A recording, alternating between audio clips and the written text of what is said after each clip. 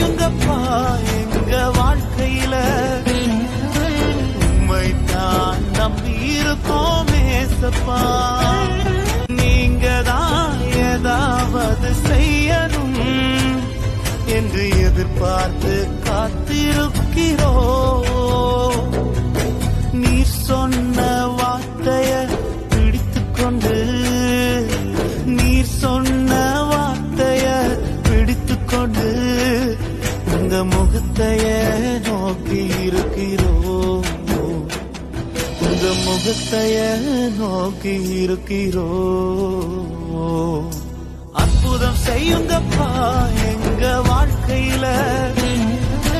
உம்மைத்தான் நம்பி இருக்கோம் ஏசப்பா.